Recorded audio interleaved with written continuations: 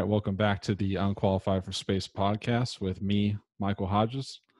And today I have a special guest with me who has a much more qualified opinion than I do on space, because his father was one of the individuals who helped make satellites and what we know as a GPS system today what it is.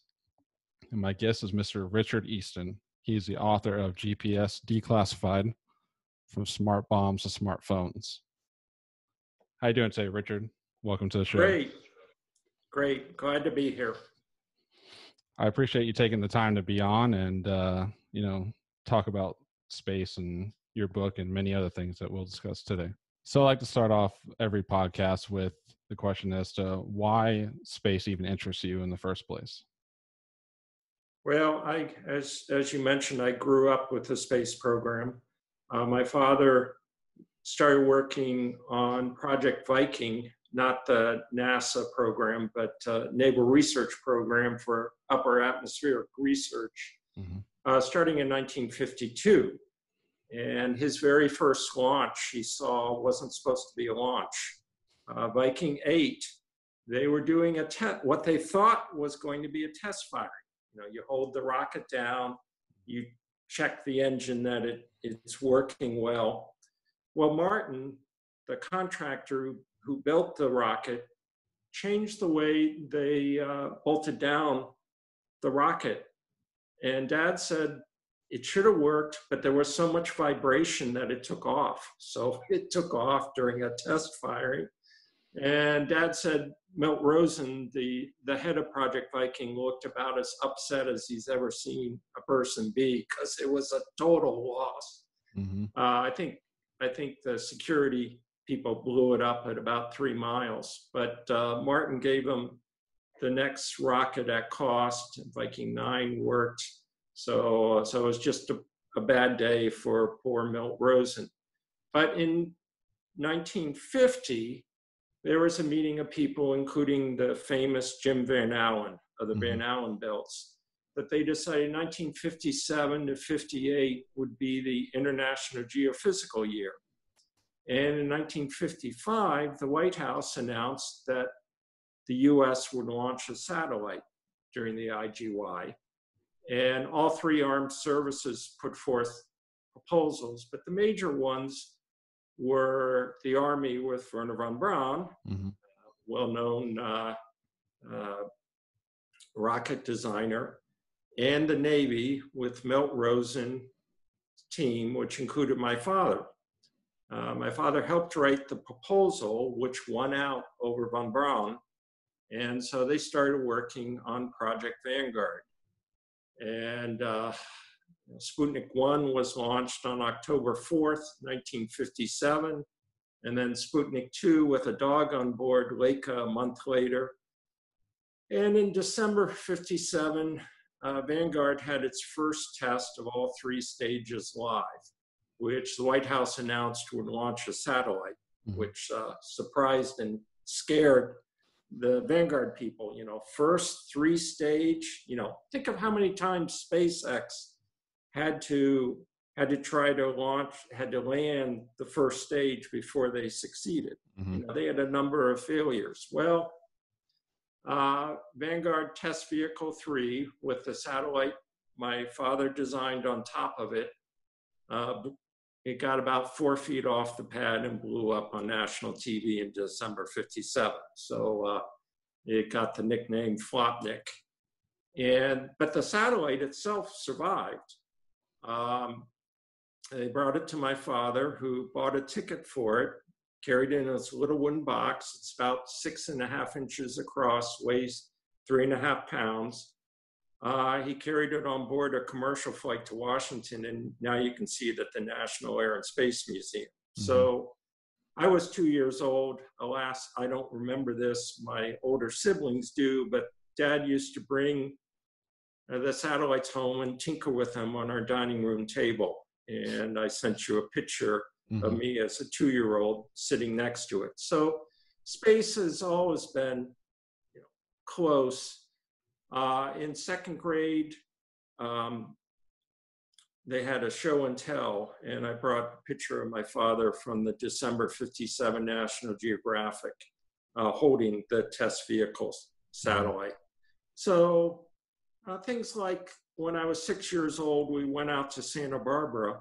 They had a strategic defense initiative called Starlight that a number of scientists were there.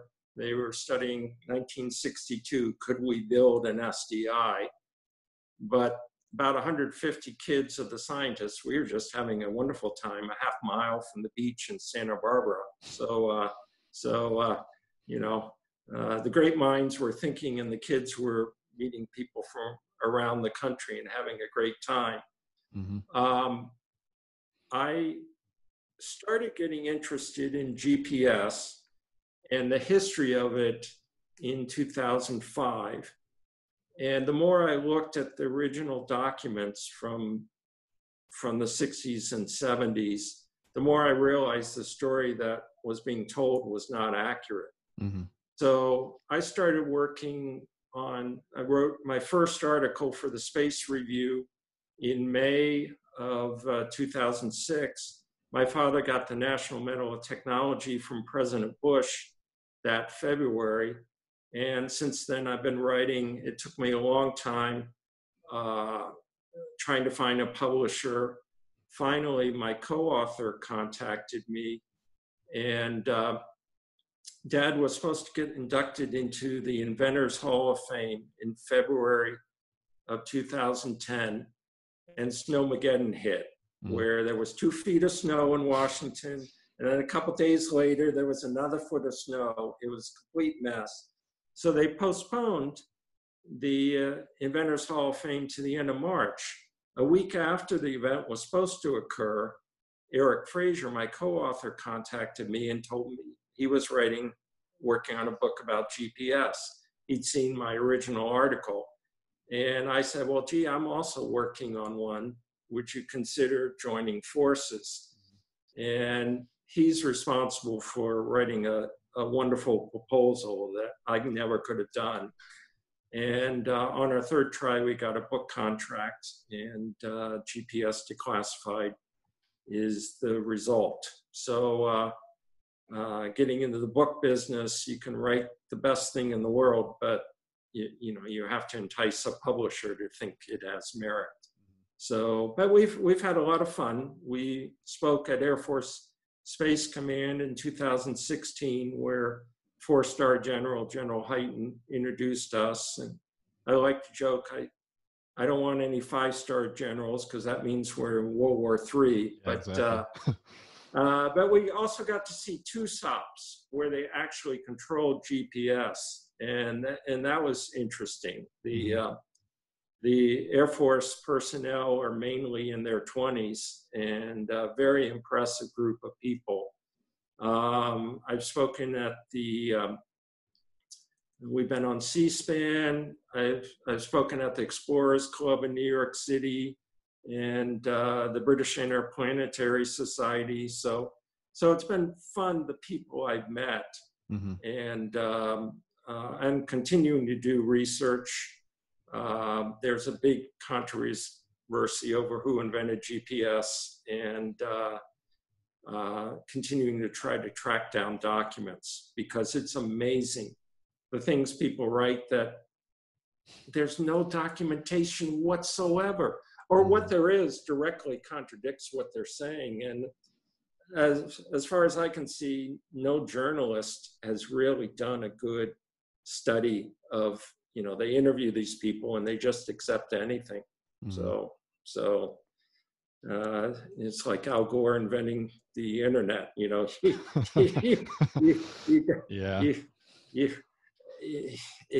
it's amazing seeing somebody who says X, and you look at their documents from 1973 and they say not X. They say the exact opposite.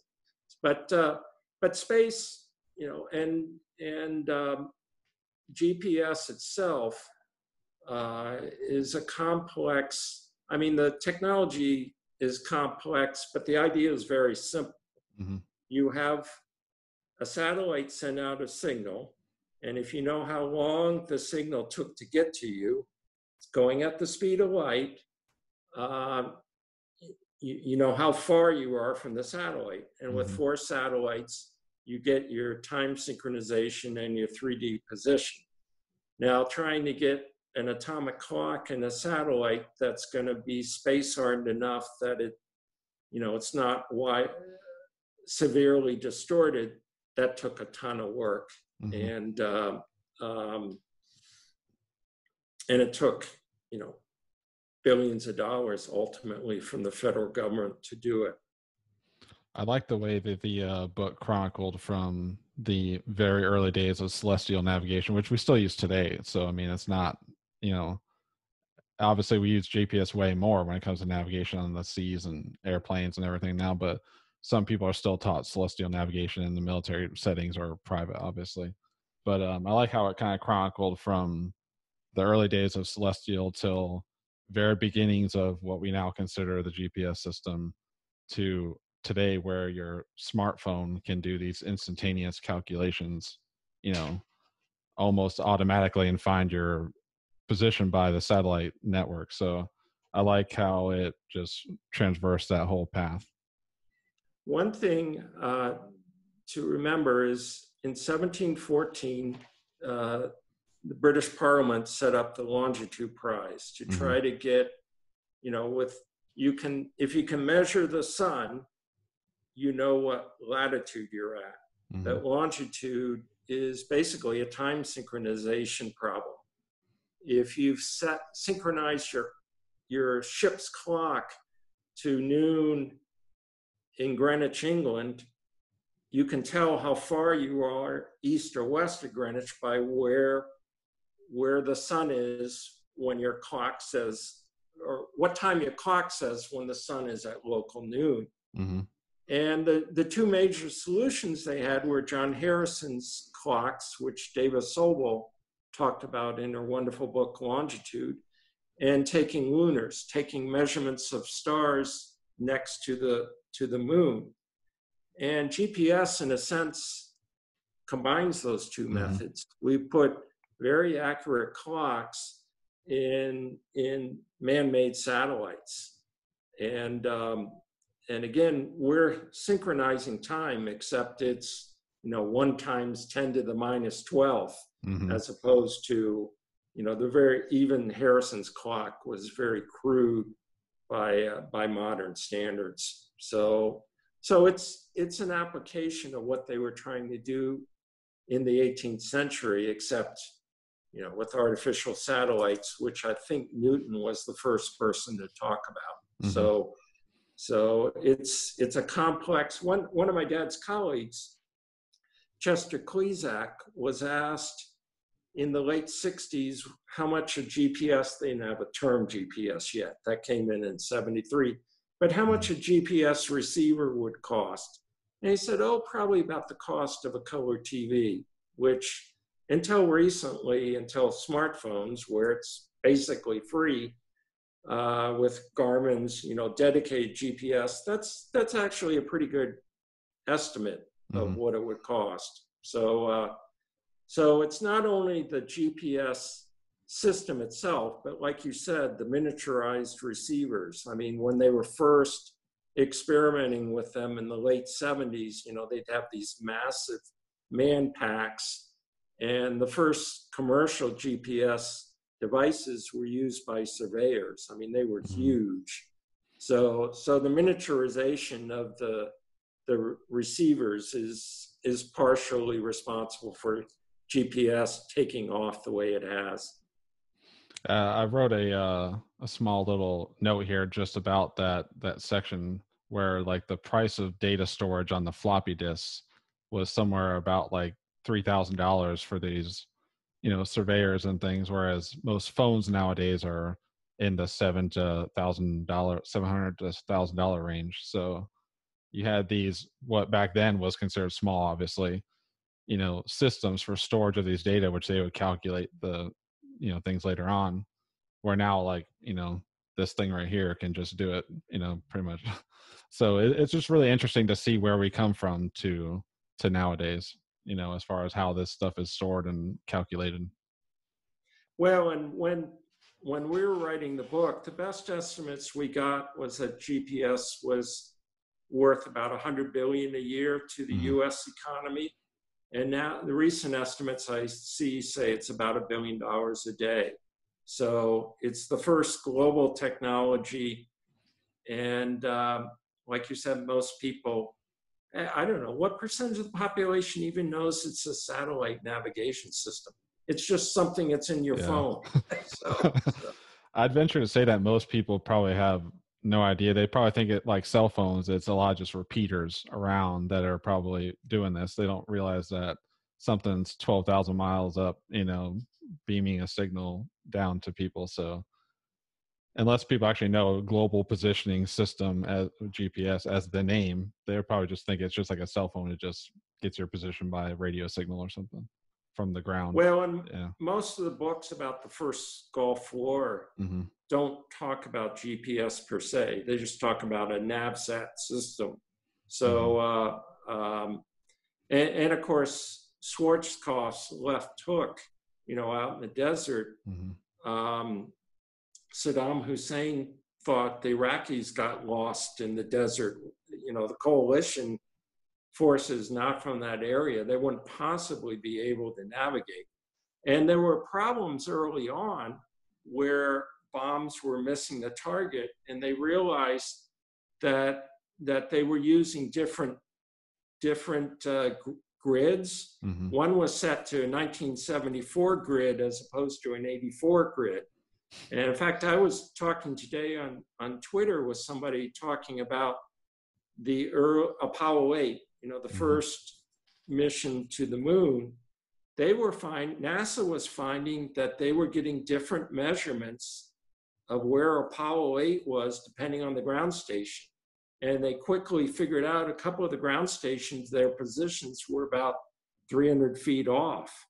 So if you have ground stations in the same wrong place, you're going to have the Apollo 8 in the wrong place. Mm-hmm. So, it's one thing that people don't realize is that 3 of the people who came up with NavSats tracked Sputnik 1. Mm-hmm. They were using ground stations to track a satellite, and they realized I can invert it. I can use satellites to give positions of receivers. So the very first NavSat was called Transit. Bill Geyer and George Weifenbach tracked Sputnik. And then 6 months later, their boss said, gee, can you turn this Doppler system into a navigation satellite system? Mm-hmm. And Transit was a predecessor system to GPS. One of my dad's later friends, Roy Anderson, was working on a system for General Electric and NASA, and he also tracked Sputnik. And my father, one of his responsibilities for Project Vanguard was the mini-track system. Mm-hmm. And a few months later, he realized mini-track can't track a satellite that's not emitting a signal. And Soviet spy satellites will be in polar orbits and will not be emitting a signal most of the time. So he came up with his idea for the naval space surveillance system that had powerful transmitters that would reflect off the satellite to the receivers. And one story, there's a program, Most Secret Structures, Mm-hmm. that in 2013, America's Most Secret Structures. In 2013, I was about to pick up my wife at O'Hare Airport, and I saw a little teaser. What secret structure along 33 degrees north could be used for space warfare? And I thought, gee, space surveillance is 33 degrees north. So I set up my DVR to record it. Mm-hmm. And got back, and it's this elaborate conspiracy about space surveillance being used for space warfare, but the system was being decommissioned that month. So the whole story was bogus. But again, how do you get an idea? How do you get it? How do you come up with something? I mean, it was very hard to sell GPS in the 1970s and 80s to the military. Mm-hmm. because it's not a battleship. Well, it's not a cruiser. It's not a fighter aircraft. It's not a bomber. Mm-hmm. It's something much more intangible that will make targeting munitions, which during the Vietnamese War, they'd send hundreds of planes trying to knock out a bridge without success. And, again, in the Mm-hmm. first Gulf War, GPS was used for timing. Some of the initial coalition forces going in to knock out radars, they synchronized their time based on GPS because they wanted, they had a very elaborate time schedule that they had to knock out the furthest out radars first, and then the planes or helicopters could hit the next one. So Mm-hmm. time synchronization was very important. And when we were speaking at Air Force Space Command, General Hyten, the four-star general in charge, he was worried that his people at TUSOPS and in Air Force Space Command in general didn't realize how important GPS was for civilians. And time synchronization is important for Wall Street. It's important for fiber optic tables. Mm-hmm. It's embedded throughout our society. But again, most people are completely unaware. And if we had another heavy solar storm, like what happened in 1859, the so-called Carrington event, in 1859, it knocked out telegraphs. Well, today, you think of the virus, which is affecting us right now. Mm-hmm. What if you knocked out GPS and the other GNSS systems for a month?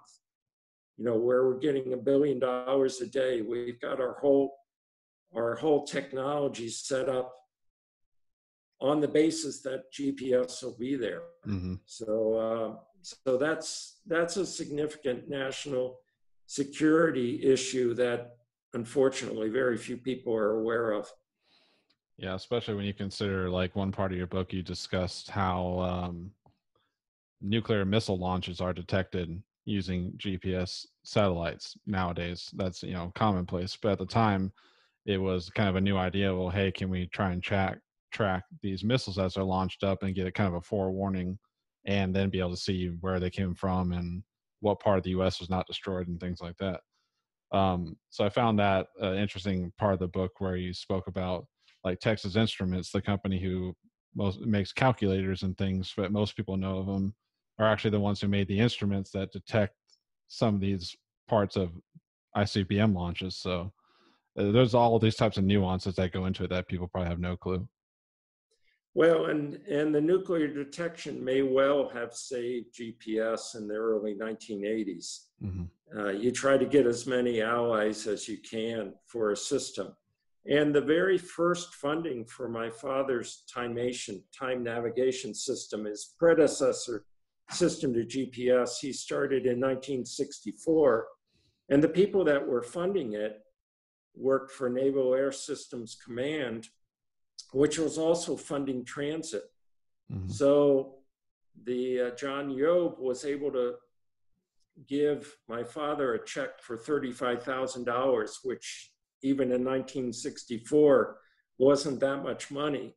But if he wanted more money, he'd have to bring it up the chain of command. And he was afraid that transit people would strangle it, say, we're not going to support a competitor system. So, from its very beginning, GPS was enmeshed in Pentagon politics. Mm-hmm. So, yeah, I mean, I haven't been in the military myself. I know some of the game, that kind of happens with, military politics and things like that, but it's just par for the course, I think, Well, and they say you need three things. You need the idea for GPS, you need the technology. If you're Isaac Newton, you can think of a GPS system. Technology is never going to allow you to build it. Mm-hmm. And number three, you need the funding. You have the best system in the world, but Roy Anderson, with his system for the airlines, he said the 1970 oil crunch cut into airlines' profits, and suddenly they weren't interested. So, really early on, and a myth about GPS is that it started out as a military-only system. And there was a signal in the clear for civilian receivers from the very first day. And they tried to get people like the FAA to support it, but the Pentagon was the only one with deep pockets that the people like the FAA said, "Oh, great! When it's up and working, we'll consider using it." But only the Pentagon had the pockets to support it until it got proven to be accurate during the first Gulf War. Mm-hmm. I would like to read like a quick little excerpt, which is speaking about that, about being proven. And it says that it may be difficult to understand the full potential until the system is deployed and the vast number of potential users are able to see what it will do for them. I think that's kind of understatement of the year with regards to the whole part of President Reagan talking about GPS and people thinking that he coined some terminology and things that if they could look back at today and see what GPS is used for versus even 20 years ago, I mean, they would probably never even thought twice about opening it up for use. My father got a patent in 1974, which ran for 17 years, which gave him the right to all non-military uses of GPS. If he'd gotten the patent 3 years later, it probably would have been worth millions of dollars. So yes, between say 1990 and 1995, even at that point, GPS was taking off, and truckers using it today. Of course, they have now problems with jamming. And in 2010, they found jamming at Newark Airport, which obviously an airport you're going to be real sensitive to. And they found out it was a trucker jamming his own GPS receiver so his boss wouldn't be able to tell where he was. So not having to do the whole electronic logs thing for him. Yeah. I don't want you clocking every minute of my time. So yeah. Well, you'd be hard pressed to do some of those things nowadays unless you're real deep into the tech, obviously. But they the receivers would remember. Yeah. They're caching all that data, and they know, so. It's like my wife complaining about all the ads she gets on her smartphone, just sometimes she leaves it at home just because she doesn't want every retailer sending her an ad.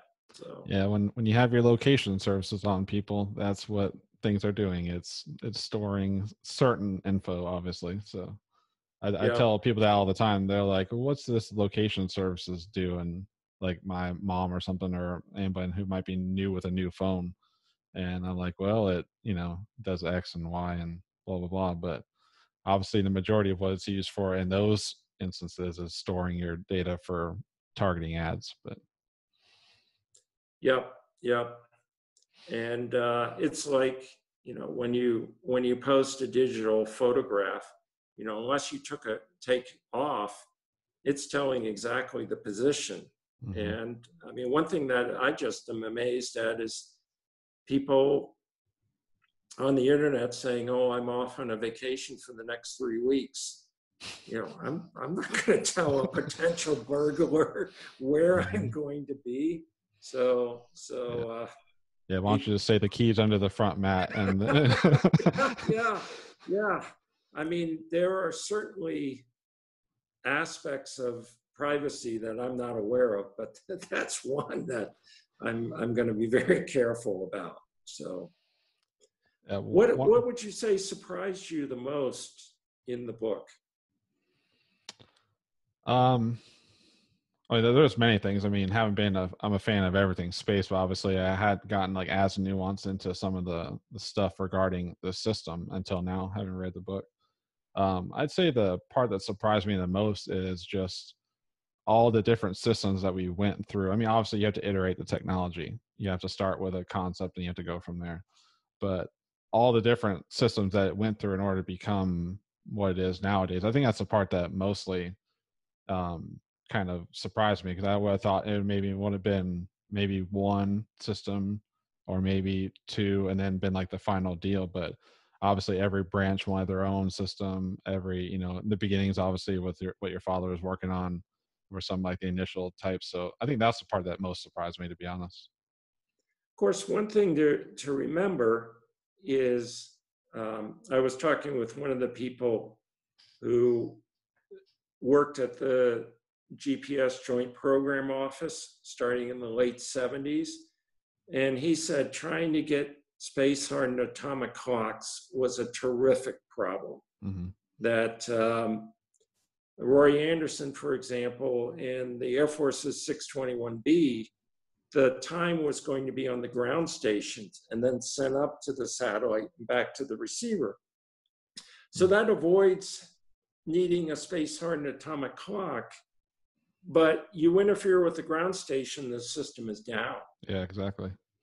And one of my dad's colleagues, the Air Force system, again, they were going to have regional constellations, and the European system the Russians would have called it a spy system. Mm-hmm. And one atomic bomb in orbit, the satellites were relatively close to each other, would have blown the whole system up. But you could also jam the uplink. And one of my dad's colleagues joked that the 621B system ground station in Europe would have to be in Moscow. Like we're going to put it in the center of the evil empire. So again, a lot of the problems were, a trade-off of technology. When are atomic clocks going to be sufficiently advanced that you could use them in a system? And I found a memo from 1972 talking about how clocks from Bob Kern, who built the first cesium atomic clock in orbit in 1977. And they were talking about how their clocks are getting sufficiently advanced that, maybe the Navy will consider them for its timation system. So, so again, trying to look ahead and first off, get the system that works well enough that people will see the utility of it, but that over time can be improved enough that it can open up further advances as it becomes more and more accurate. So there's always a trade-off there. And if you're in 1970, atomic clocks weren't quite there yet.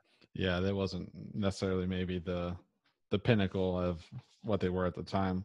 So that's an interesting kind of segue into, we kind of mentioned SpaceX first, and part of your book you spoke on the first GPS, what we know today kind of system was launched around 78, but then the final 24th, that's what was required for a global system, wasn't until 1994. So from 78 to 94, we launched 24 satellites for this GPS global system. But like certain companies like SpaceX today will, obviously they're smaller satellites, not as high orbits, and don't have the same communication bandwidth, but launch like 150 Starlink satellites at one time. So it's just interesting how we've come from 78 till 2020, where we're launching hundreds at one time, being they're smaller, to only launching 24 within almost 20 years. Well, and of course the first Gulf War, most of the receivers that the military used were civilian receivers. They didn't have enough military receivers. I think there were about 900, and you'd have pilots, the old duck, back before smartphones, where you'd have your suction cube on your windshield with your GPS receiver. They were doing that on airplanes in some cases. And the the parents of soldiers were sending them civilian receivers. In fact, they used to have a degradation of the civilian signal called selective availability, Mm-hmm. which they turned on, I think it was May of 1990. Saddam invades Kuwait in August, and they don't have enough military receivers, so they turned off selective availability so that the civilian receivers would be accurate enough for use. But over time, they found ways to offset selective availability. They'd have a ground beacon that would tell you how much the civilian receiver was distorted. Mm-hmm. So eventually they turned that off in 2000. My father in retirement was interested in restoring covered bridges in Vermont and New Hampshire. And I'd traipse around with him with his handheld Garmin, and he'd be cursing selective availability. So the inventor was frustrated by some of the things they were doing to understandably try to avoid having terrorists use it. But by now, GPS is one of 4 global GNSS systems. And like I said, they quickly found a way around selective availability to make it obsolete. But if a individual GPS satellite got knocked out, by now most of your new civilian receivers will be picking up Galileo from the Europeans, or GLONASS from the Russians, or Beidou from the Chinese. So in general today, you're not just using GPS. The receivers are looking at satellites from the other systems too. Yeah, the amount of things we use it for, be it travel, cell phone use. If you're actually using a satellite phone, which I venture to say most people have never even seen or touched one. I had one when I was in Afghanistan as a private contractor because I wanted to ensure that I could make calls, because obviously my iPhone from here doesn't work in the rural places of Afghanistan, so I've had access to physically using satellites to speak with people, which most people haven't. But it's just crazy. Like, I remember my dad speaking about the first computer he had that didn't take up a whole room, and it had 500 megabytes of storage on it, which he thought, I'll never in my entire life ever fill that up. And 500 megabytes is like not even a movie nowadays downloaded from online. So I remember being in England the first time in 1974. My dad was working with a guy from the Royal Observatory. In fact, they used the Timation 2 satellite from 69 to synchronize time between the US Naval Observatory and the Royal Observatory. But in England in 1974, you had to make a reservations for a long distance call. I'm going to make a call in 2 hours to this number.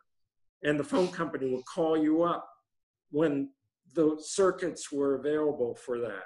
So, now to where in Afghanistan, you can call anybody in the world today through your satellite phone. And of course, things like Katrina, they found that a lot of the emergency people had cell phones, and the cell towers are knocked out. So, for an emergency, you need a satellite phone system.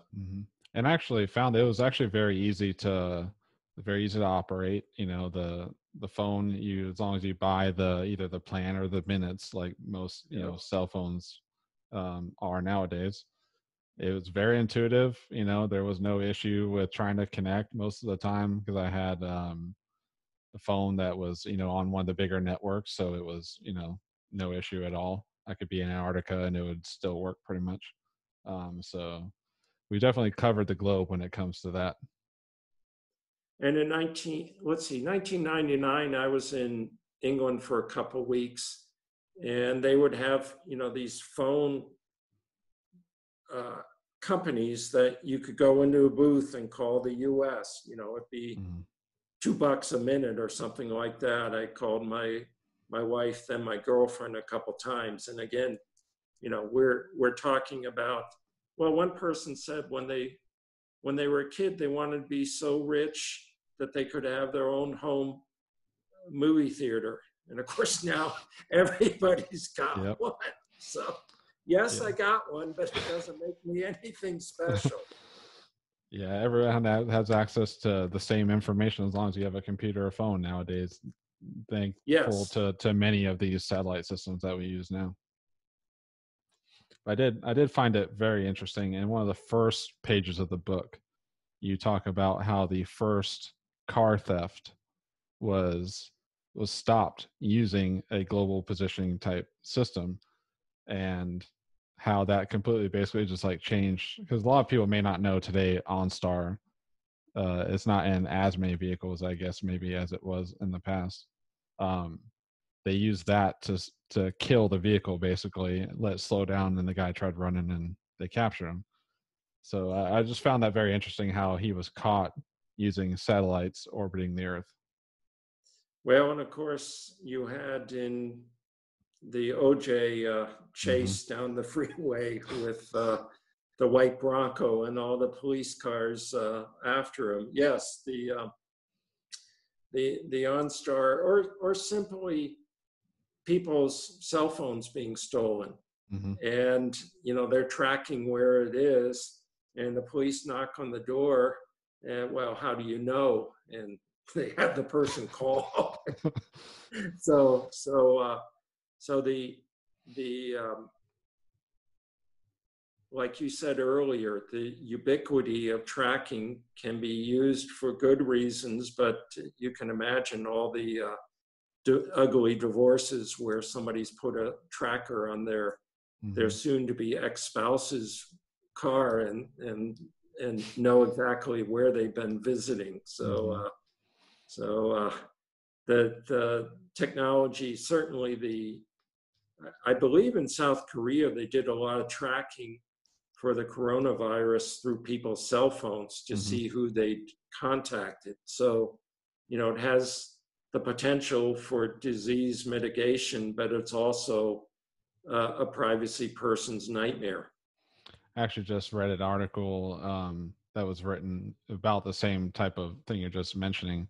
Being here in Florida, obviously, people flock to the beaches, whether on the Gulf side or the Atlantic side.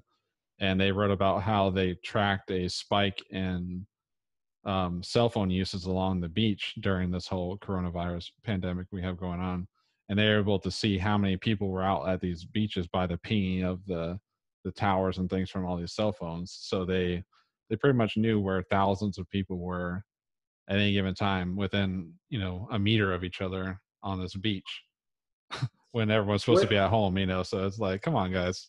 But well, and during the London Olympics, they in 2012 they had all these elaborate plans, cycling races to track where people were, but there was so much cell phone usage or people following the race live that it was rendering their fancy tracking useless because it was just overwhelmed with the noise from all the other cell phones. mm-hmm. So, and of course, you see now satellites showing how much air pollution is down Mm-hmm. with people not driving.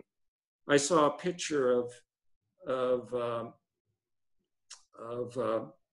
Vatican City in 2006 versus 2016. 2006, almost nobody has a smartphone. 2016, everybody has one. So, Mm-hmm. there are things that growing up were just amazing technology.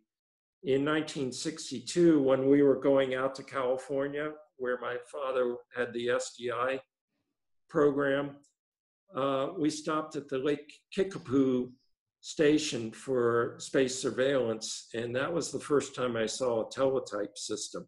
Mm-hmm. And that was really high tech for the day. So yeah, and I've whether my military career or private contract work that I was doing overseas, we had to use systems that like this that gave relative positions of everyone, using trackers and the various methods. And it is quite, when you think about it, it's quite awesome to think that someone here in DC can see where myself and these other people in these vehicle are, thousands of miles away, within relatively about a meter of where we actually are. And that's just an amazing thing to even think that that's possible. Yeah, I play war games, and one problem is always, the commander can send out, say you're Napoleon at Waterloo. You can send out your instructions, but you don't know if they're going to be received Mm-hmm. and whether they're going to be understood. I'm a fan of military history, and before Pearl Harbor, the chief of naval operations sent out a signal to all the commands in the Pacific, and the people at Pearl Harbor understood him as saying X, where he intended to say Y to them. Mm-hmm. So suddenly you have, like you said, you have potential to command all your forces and to see them much more accurately. Someone like Napoleon could only really what he could see, or somebody could send him messages, which by then were obsolete. Where here you're getting live time. And of course, the enemy always responds. So Yeah. in Vietnamese War, the North Vietnamese tried to get so close to the US or South Vietnamese troops that our air power advantage would be mitigated. Mm-hmm. And by the same token, yeah, you know where all your forces are, but do you know if that person is an enemy or just a civilian? Yeah. So again, are the advantages that things like GPS bring, once the potential opposition knows about it, they're going to find a way to reduce its usefulness. Mm-hmm.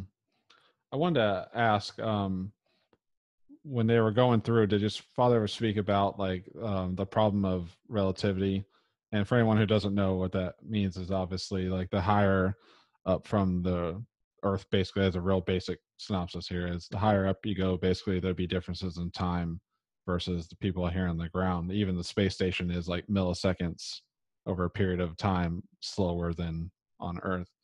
Did they ever find that as a problem of the timing from the satellites and on the ground with relativity speaking? Yes, they were very much aware of that. My father's second satellite with an atomic clock, NTS-2, launched in 1977. You can see them measuring the relativistic offset. Mm-hmm. So the satellites are further away from the Earth's mass, which makes their clocks go slightly faster, Mm-hmm. but they're also moving compared to the Earth. You have the old twin paradox where, one twin goes off to another, place light years away, and he comes back and he's younger because he's been traveling close to the speed of light. So his clock slows down. So they were very much aware in 1977 of the need for a relativistic offset to the fact that the satellites are that the clocks in the satellites are 12,000 miles up and are moving compared to the Earth. I know that's got to be one of the most probably closely guarded kind of issues the military has to work with keeping the like GPS satellites speaking to each other and to the ground with the same, relativistic time offsets that needed for accurate positioning, I imagine. Well, and if anyone ever asks you, how do we know that relativity works? You can say the fact that Yeah. GPS gets you from position A to position B. And you were talking about earlier celestial navigation. There was a story of a couple high-tech people in New York City, and they were on 30th Street in Manhattan, and they were trying to get to 12th Street. And one problem with cities with tall buildings is GPS is a line of sight system. So one of the reasons why Japan, for example, has a regional system is they want additional satellites at the longitude opposite Tokyo, so you can, there's not as much interference from the tall building. But it was said, these 420 somethings with their smartphones couldn't get GPS. So 3 of them were kind of baffled, and the other one said, well, let's see, we're in 30th Street and 29th Street is that way. I think to get to 12th Street, we head that direction. Like, yay, you figured it out, Yeah. I mean, it's like the mapping programs for GPS. I know problems with them. At rush hour, they way underestimate the difficulty of making left turns in certain streets. And they also think it's real easy to go straight across this real major highway.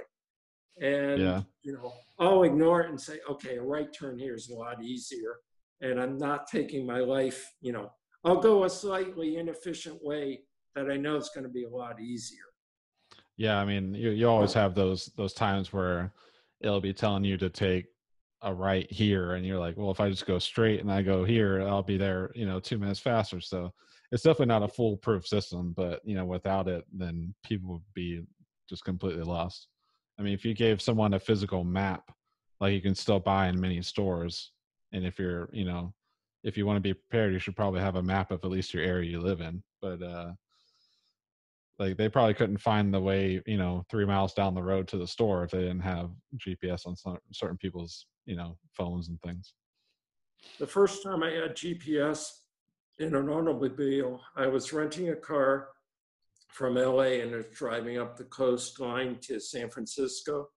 This was 1997, and I had a Hertz never lost system.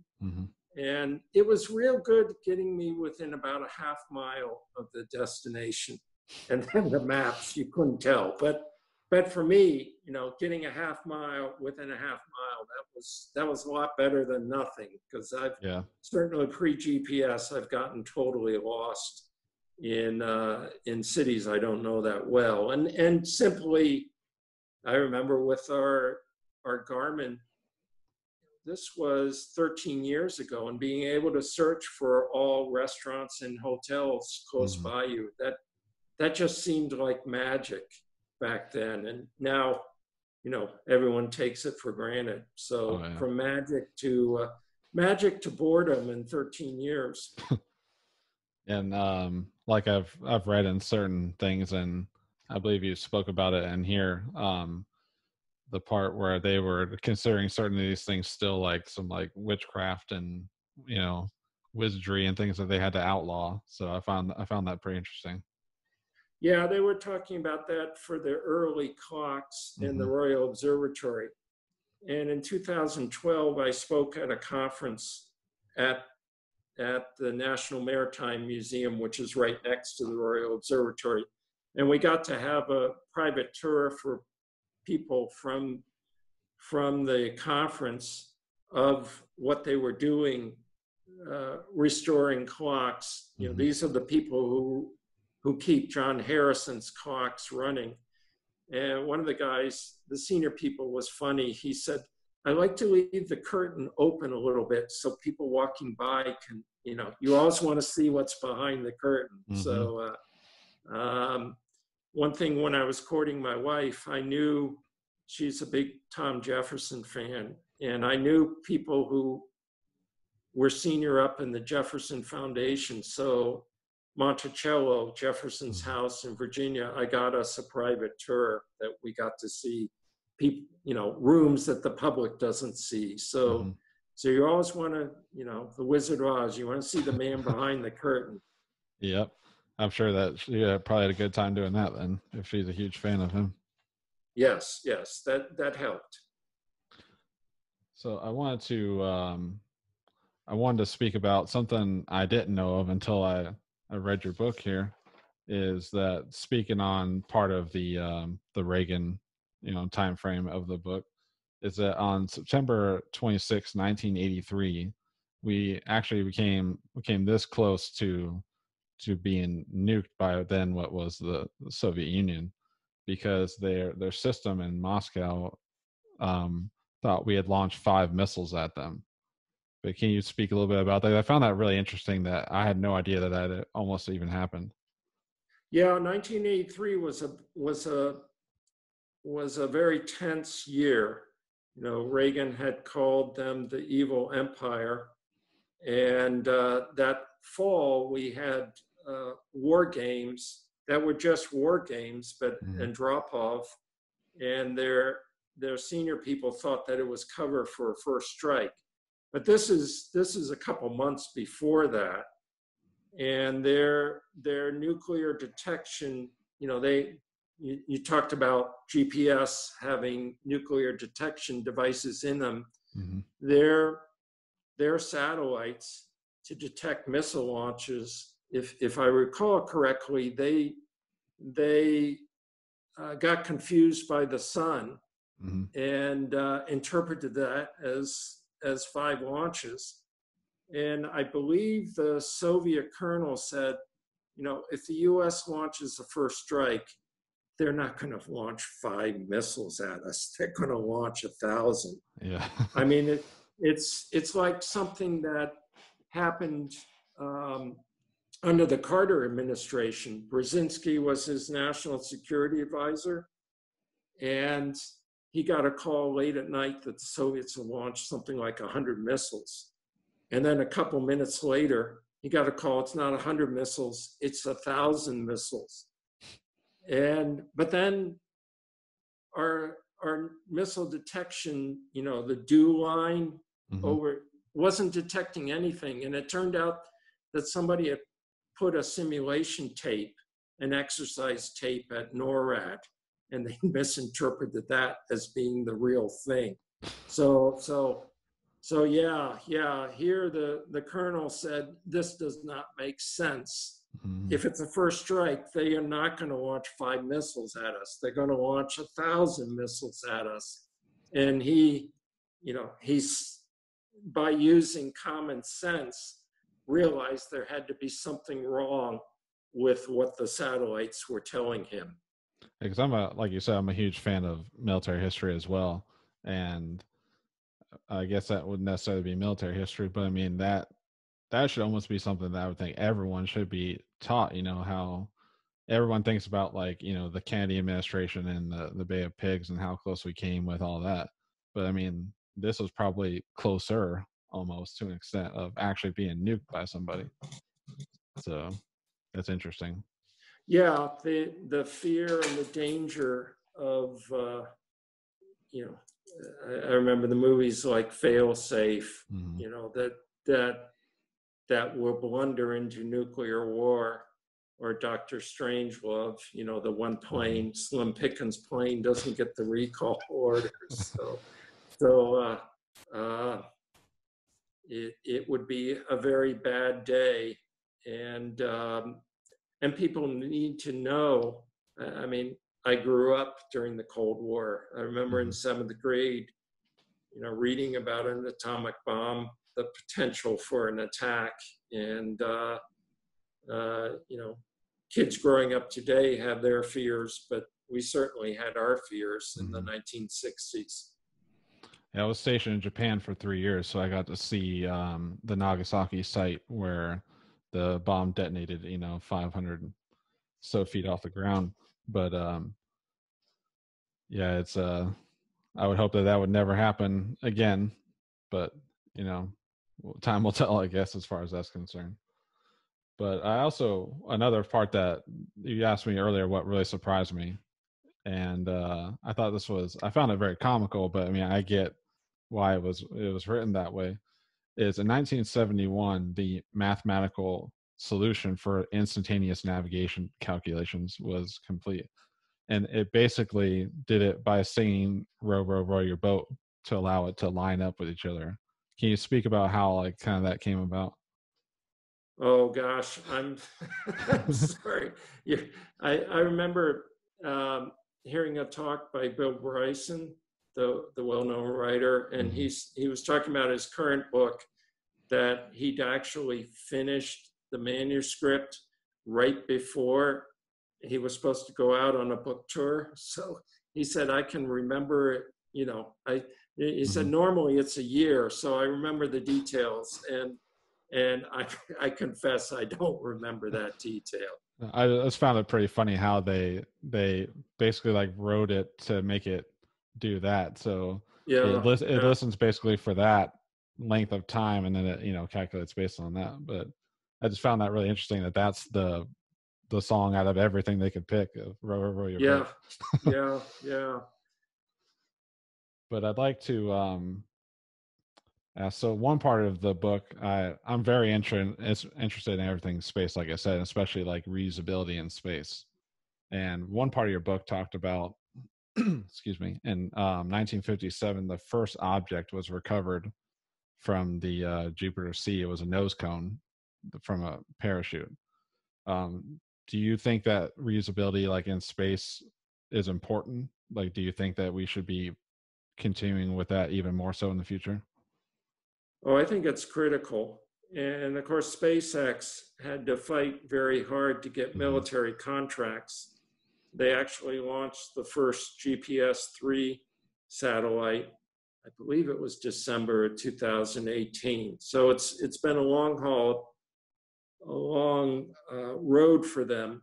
But if these military missions cost 50 million rather than 200 million. I mean, obviously, our budget's under pressure, and if we want to become a spacefaring society, then reducing the cost is critical. And like many space cadets, the first launch of the Falcon Heavy, that was just beautiful watching the two side boosters land almost simultaneously. I mean, that was truly magical. So, and of course, SpaceX, recovering the fairings. I mean, we're basically moving towards what the space shuttle was hoped to be. The original thought was that they'd launch a space shuttle every week.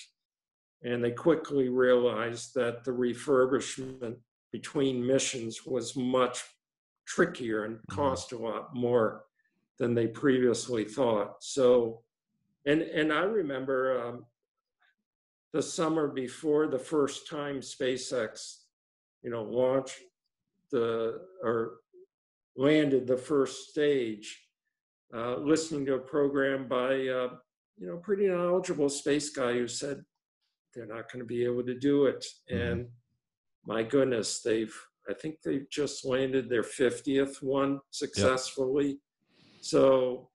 So it's it's gone from nobody can do it to why would you build any new rocket that was not reusable?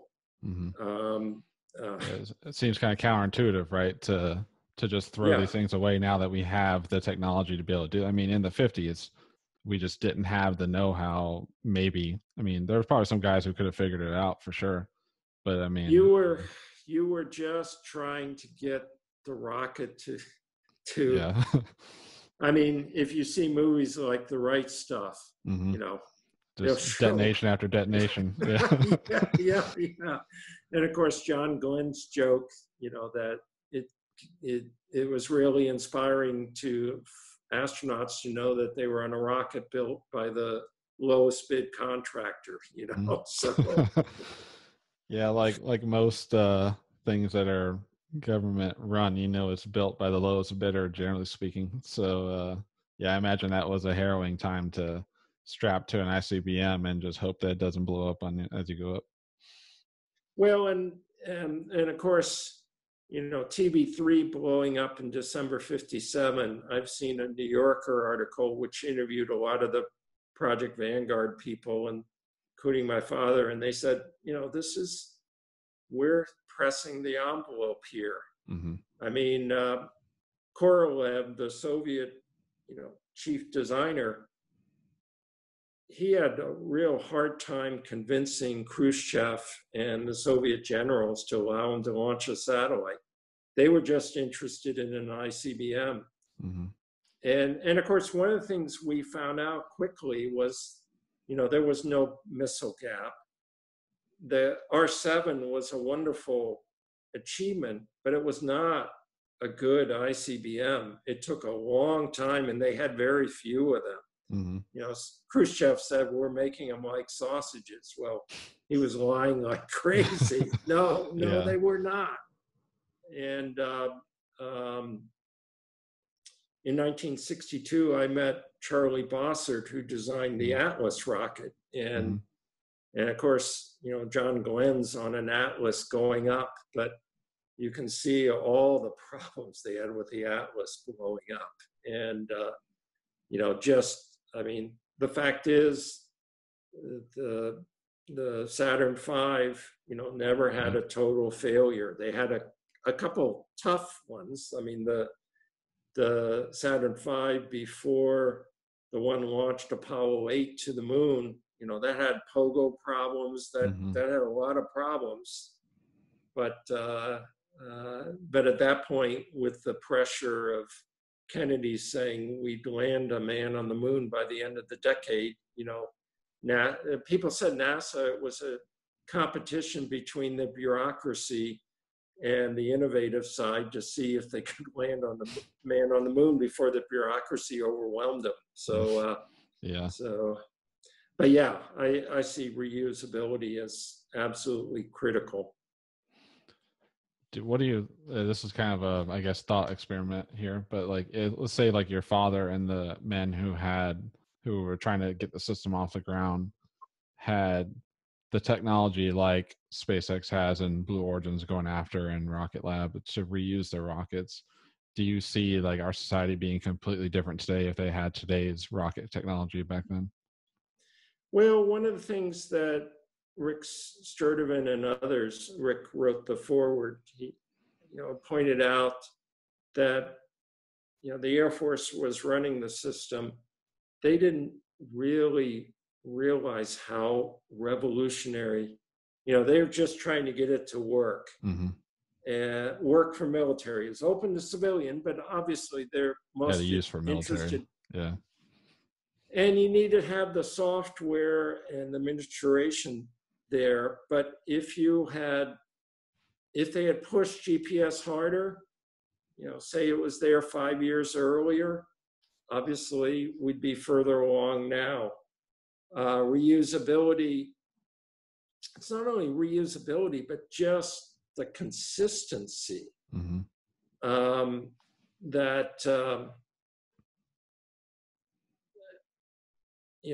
originally when the government started the space shuttle in the 1970s, the first launch was in 81, but to rationalize the use of it, they said all government satellites have to go on the shuttle. Now, the GPS Block 1 test satellites, the first 11, 10 of which worked, they were not set up for the shuttle. But the Block 2, the operational ones, which started being launched in 89, they were set up to be launched on the shuttle, which was incredibly stupid.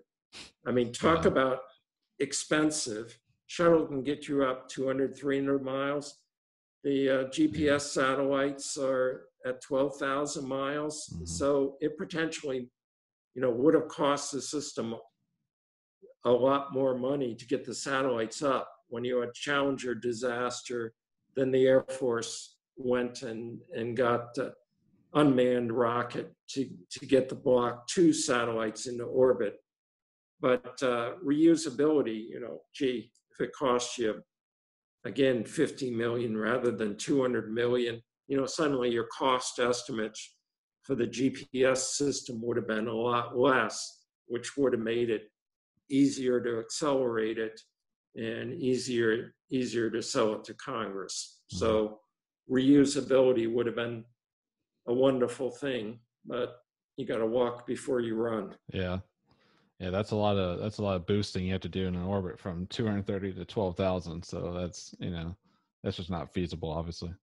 Well, and the let's face it, the safeguards you need for a human program are much better Mm-hmm. than for just a robotic satellite. So obviously, you want to get the satellite up there, but people remember the Challenger disaster.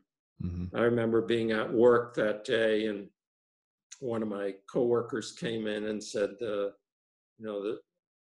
shuttle blew up, and I asked him, "Are there any survivors?" And he said, "I don't know." And I asked, "How high was it up?" And he said, 10 miles. And I said, "There are no Yeah. survivors."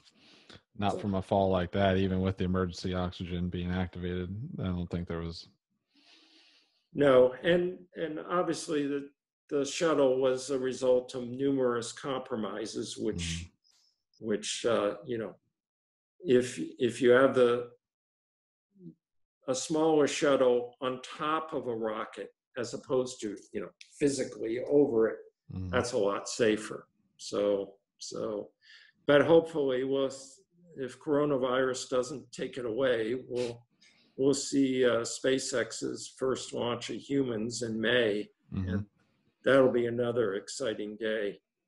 Of course, you go back to NASA history and you see how many close calls we had. I mean, they were just talking about Gemini 8, Mm-hmm.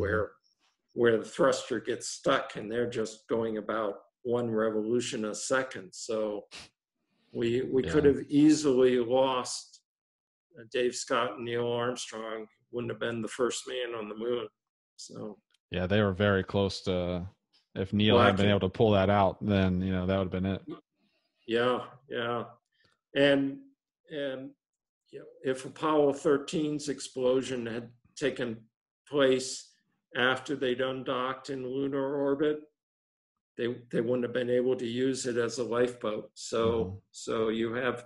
I was actually at Goddard Space Flight Center in May of 2000, 1972, when Apollo 16 was supposed to land, but they had problems and delayed it a few hours. Mm-hmm. It may have been more than a few hours, so I didn't get to see it from Goddard.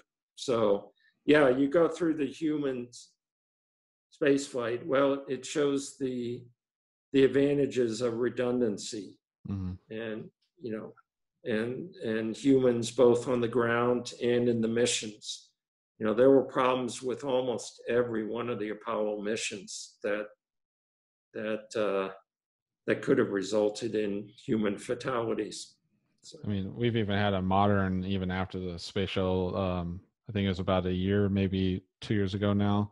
The Soyuz, which is one of the most like predictable rockets, they had a high altitude, high G abort that they had to do, like very high in the profile, and you know, for people who don't know, that's an extremely dangerous maneuver to attempt. Obviously, you do what you can to save their lives, but yeah, yeah. I know my father saw Apollo 17's launch, the one mm-hmm. nighttime launch, and he said that was just spectacular. I mean, I hope to make it to the Cape or to Wallops Island to see a Mm-hmm. launch sometime.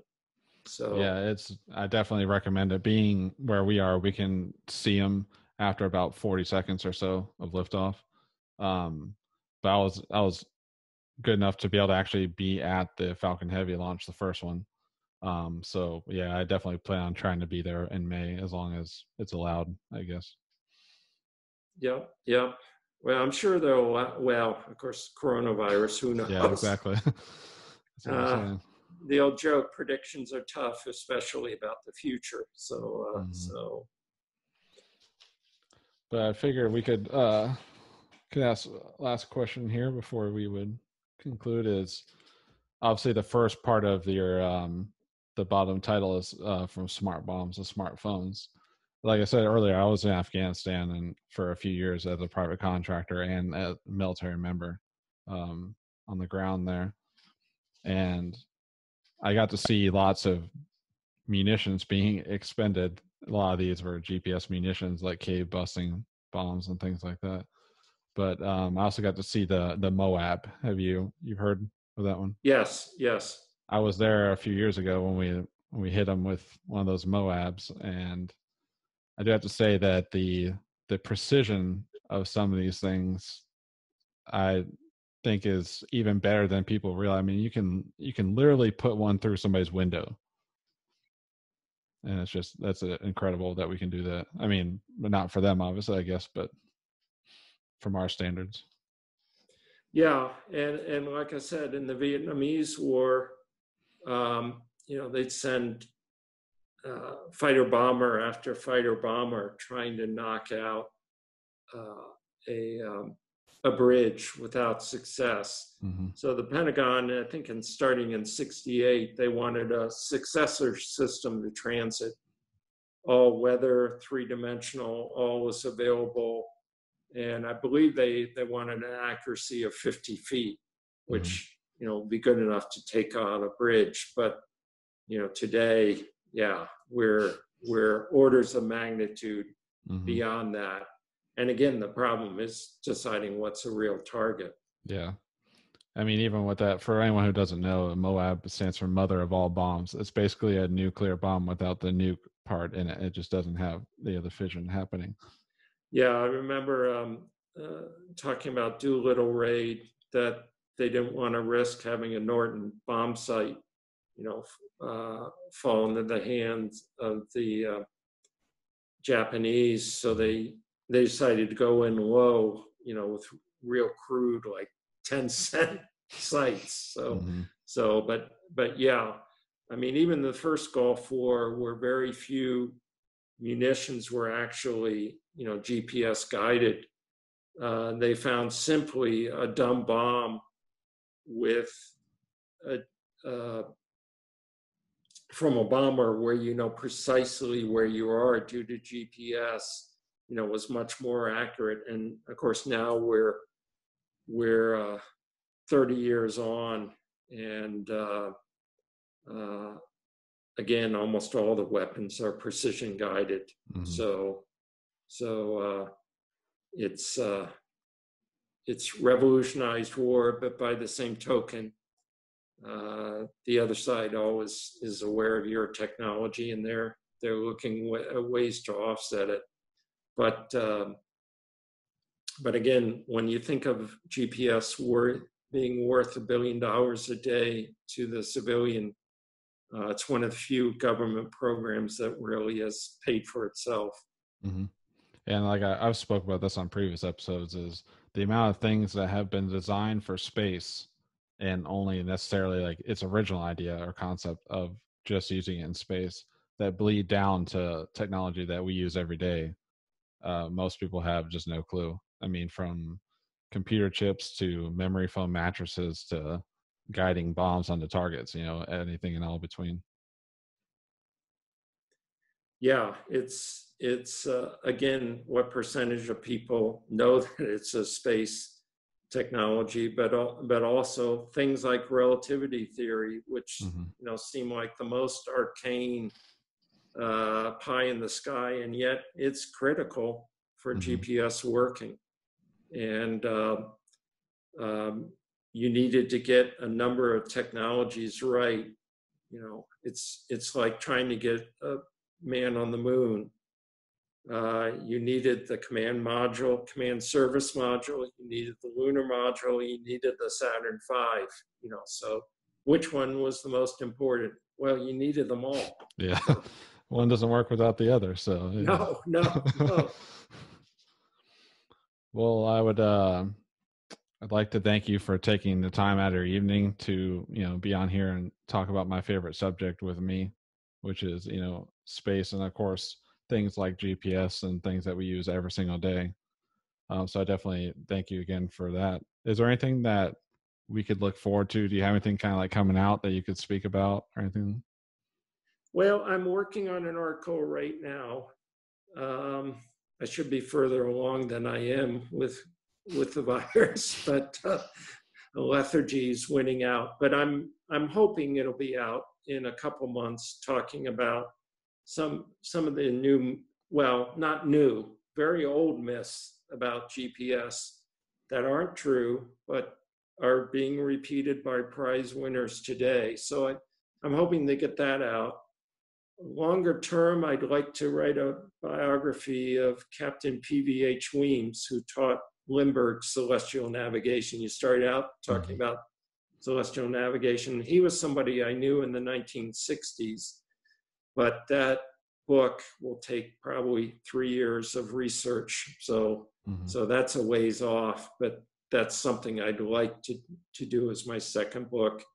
And I want to thank you for hosting me and what you're doing. It's wonderful, and I hope you can continue to get quality guests, because the more people know about space, the Neil Armstrongs of the future may be inspired by your program. So yeah, thank it's hard you. to. I appreciate it, definitely, and I hope you and your family stay safe during all this. I mean, I know we're in tumultuous times, but as long as we do what we can do, that's all we got, right? So, thank you. yes, sir.